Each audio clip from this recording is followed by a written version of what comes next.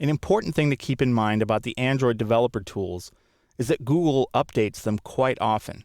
So if you come to the main SDK site and click on this ADT link, which will take you to the page that tells you about the ADT plugin, it's going to tell you what the latest version is and also what is changed in this new version.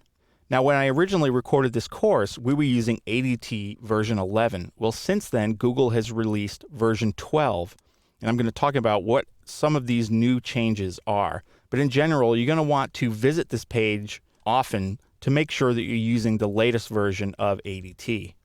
So I'm going to come over to Eclipse. Now, most of the changes that have happened in 12 deal with the UI editor, and they've actually really done some nice things to make working with this UI editor a lot easier.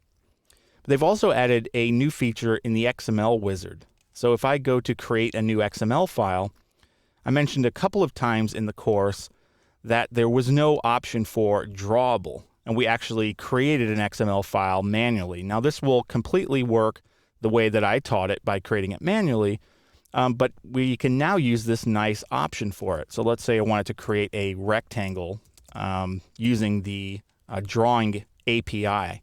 Well, I can create my XML, choose drawable, and now it's going to allow me to select from a whole bunch of different root elements. I can choose shape and click OK. And now it's created a blank shape XML file and put it into my drawable folder. So this is exactly what we did manually in the course, but it's now been automated with this nice option. So now when we look at the actual UI editor, I want to show you a couple of things here. First is if I bring out, let's say, a button here and place it here, we can see we now have these drag handles.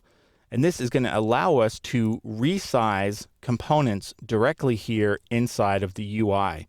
And previously, we would have to go into the properties panel and set a specific value. But this is a really nice addition that allows us to resize elements using these drag handles. Now, another thing that I can do, let me just delete this, is I can easily change the layout for my activity. If I go to the XML here, we can see that this is using a linear layout. Well, let's say that I wanted to use a relative layout. I can just right-click and choose Change Layout. This is going to allow me to change to any of the different types of layouts. I'm going to choose Relative Layout and click OK. Now, speaking of relative layouts, there's been some nice additions to visually help you when you're moving components around in your application. So if I drag out a button widget, we can see I'm getting these green arrow indicators, and it's telling me what the values are going to be if I drop this widget right here. And we can see that little readout on the right is changing. I can see what those margin values are going to be. I can also easily center it here, and it's going to set the center horizontal and center vertical properties to true. I can also just drop it, anywhere here, and it's going to set those margin values for me. So if I come to the XML, we can see it set the margin left and top using device independent pixels, which is really nice. So let's say that I have this here, I drop it here, but I want this text view and my button to be wrapped inside of another container. Well, I can easily do that. I can shift select both of them, right click, and choose Wrap in Container. This is going to allow me to wrap those two widgets inside of a new container. And let's say I want to wrap it in a linear layout. I'll just call it New Layout and click OK. And now you can see that we have our two widgets that are wrapped inside of a linear layout. Again, previously we would have to go into the XML and manually do that. So again, it's just a nice time-saving feature for you to use. Now, another change involves how we deal with images and media. So let's say that I wanted to add an image view into my layout here.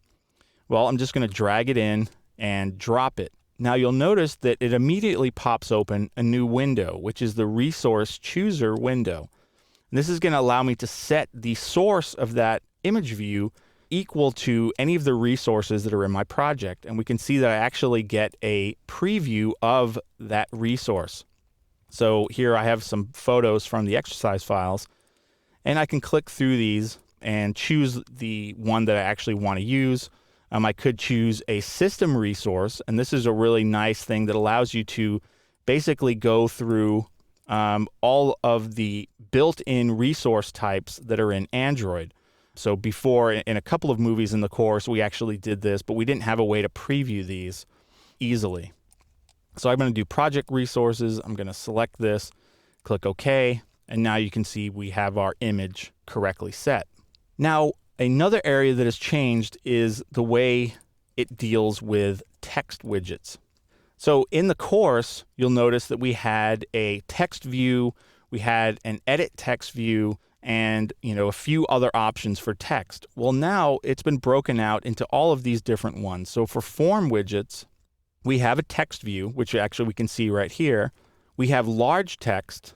If I place that there, we have medium text, and we have small text. So now what this is doing is these are all text view widgets. If I come into the main XML, we can see that the difference is this text appearance property has been set to text appearance large, text appearance medium, and text appearance small.